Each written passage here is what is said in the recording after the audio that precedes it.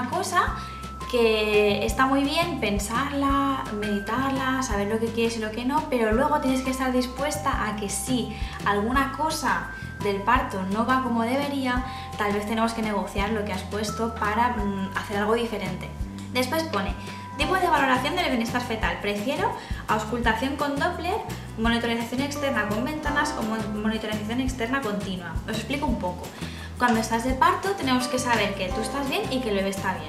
Nuestra manera de comprobar de que el bebé está bien es escuchando su corazoncito. Y tenemos varias maneras de controlarlo. Una de ellas es auscultando de manera intermitente de vez en cuando, cada 15 minutos, después de la contracción, escuchar el corazón del bebé. Y ya está. Es una manera muy cómoda, sobre todo si has elegido un parto natural para no tener que estar todo el rato con las cintas puestas, ¿vale? La otra opción es monitorización externa en ventanas. ¿Esto qué quiere decir? En ventanas significa que cada hora pondremos las correas durante 20 minutos para escuchar al bebé, ver cómo tiene las contracciones, ver cómo está todo y luego las quitamos. O sea, serían 20 minutos cada hora.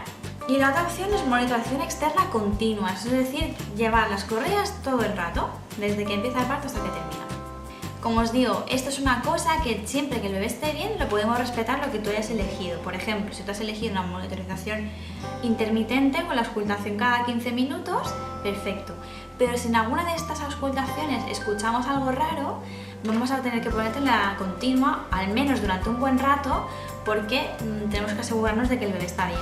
Como digo, el plan de parto es algo que podemos respetar siempre y cuando todo vaya como la seda.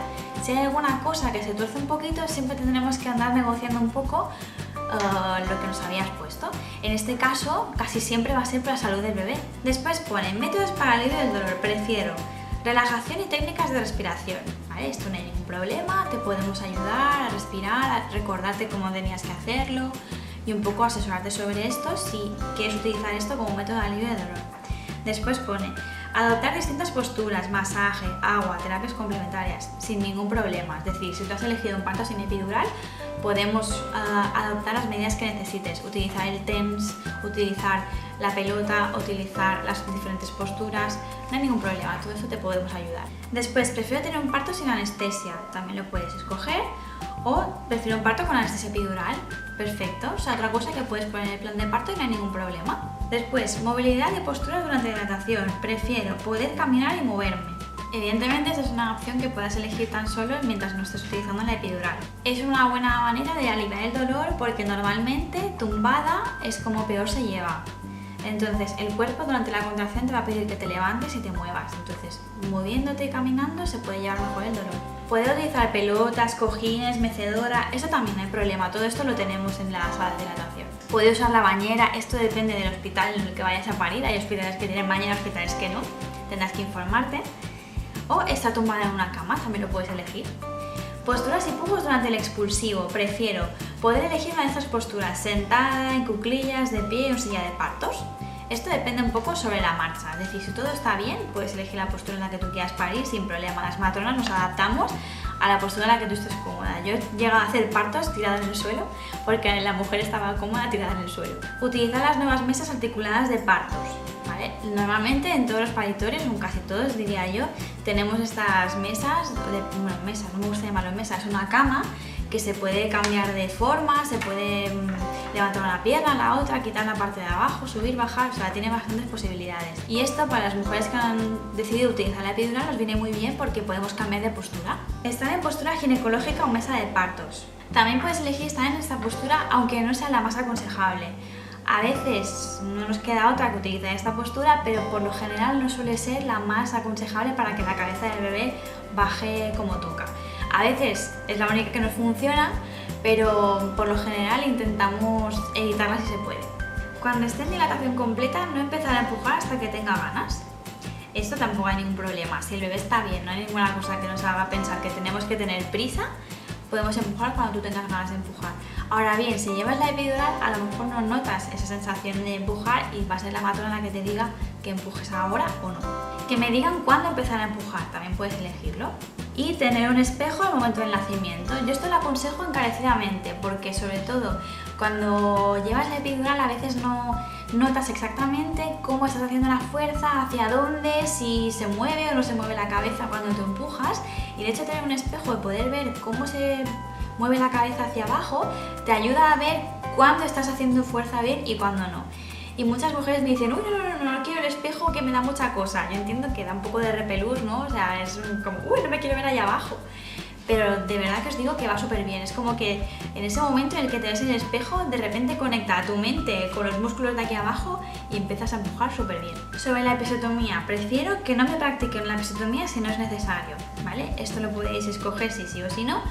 Ya os digo que al menos, siempre estoy hablando de los hospitales en los que he trabajado en Baleares, no se hace si no es necesario, ¿vale?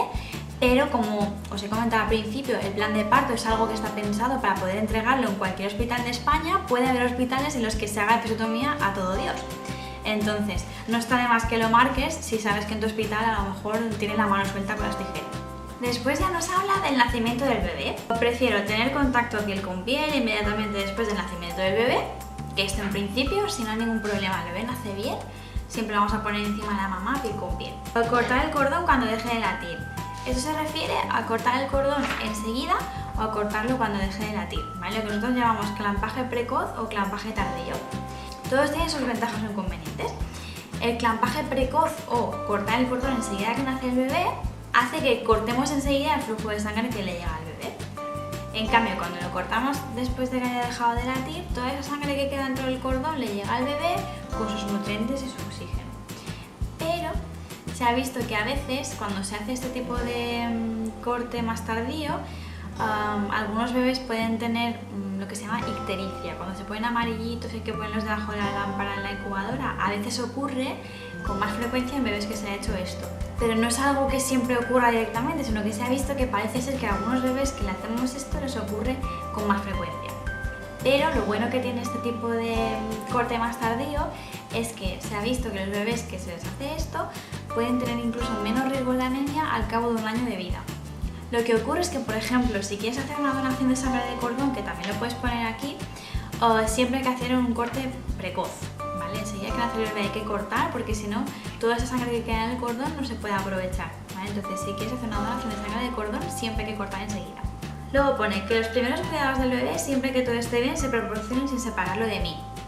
Vale, siempre que podemos hacemos todo esto sin separar al bebé de ti, o al menos sin que tú lo pierdas de vista. Es decir, por lo menos en el hospital donde trabajo, entramos la báscula dentro de la habitación, empezamos el bebé allí dentro, si hay que ponerle la pomada o la vitamina K la hacemos dentro de la habitación.